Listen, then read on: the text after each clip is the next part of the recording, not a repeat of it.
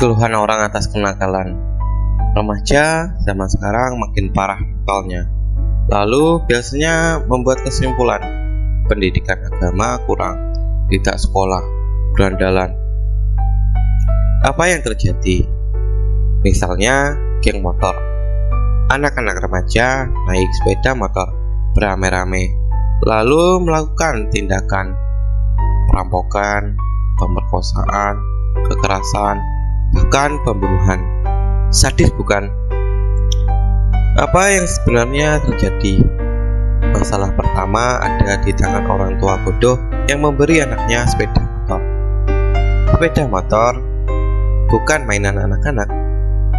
Ia hanya diberikan untuk orang yang sudah cukup usia, taat aturan, bisa punya SIM legal. Ingat, ini batas minimalnya. Tidak berarti kalau sudah berusia cukup, otomatis boleh diberikan. Setiap yang kita berikan pada anak-anak punya pengaruh. Hitunglah pengaruhnya sebelum memberikan. Tidak hanya itu, kontrol juga pengaruhnya.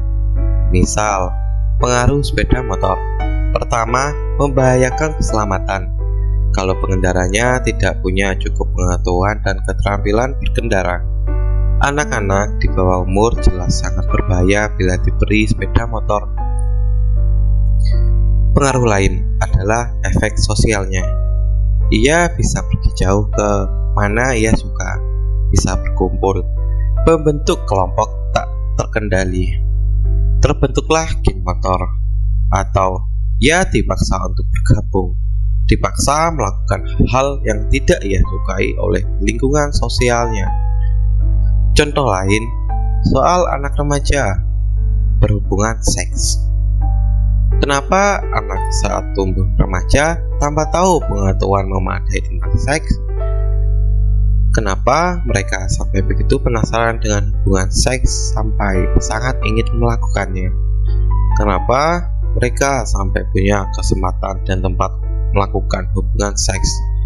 Coba hitung, ada berapa kelalaian orang tua di situ? Kenapa kita tidak mengajarkan hal-hal penting seperti itu? Anak-anak berfoto tidak pantas, lalu menyebarkannya di media sosial. Mereka juga berkomentar tidak pantas. Mengapa anak-anak diberi gadget? Mengapa mereka diperbolehkan membuka akun media sosial? Padahal setiap media sosial sudah menetapkan batas umur untuk penggunanya. Mengapa orang tua tidak tahu apa yang dimuat anak-anaknya di media sosial? Orang tua mengeluhkan anak-anak zaman sekarang. Sebenarnya lebih tepat mengeluhkan orang tua zaman sekarang, yaitu orang tua yang mengira anak-anaknya akan jadi anak baik tanpa mereka mendidiknya. Maaf, ini jenis orang tua yang hanya bisa senggama, hanya bisa mengeluhkan keegoisannya, menganggap anak sebagai investasi semata, dan menuntut anaknya untuk menuruti itu. Lalu apa hubungannya dengan pendidikan agama? Apakah pendidikan agama mengajarkan bahwa naik sepeda motor tanpa SIM itu haram? Kalau iya, alhamdulillah. Tapi saya tidak pernah mendengar hal semacam itu disampaikan di pelajaran agama atau di pengajian. Dengan atau tanpa pendidikan agama, kita harus sampaikan bahwa naik sepeda motor tanpa SIM, tanpa helm, berboncengan lebih itu tidak boleh. Kita sampaikan masalahnya.